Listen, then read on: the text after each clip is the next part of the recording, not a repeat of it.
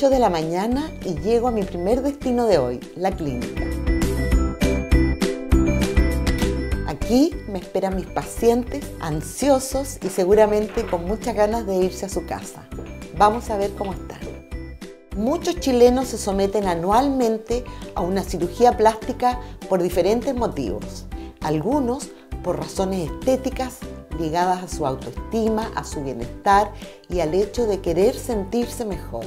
Existen también muchas necesidades reconstructivas asociadas a accidentes, malformaciones, quemaduras, etc.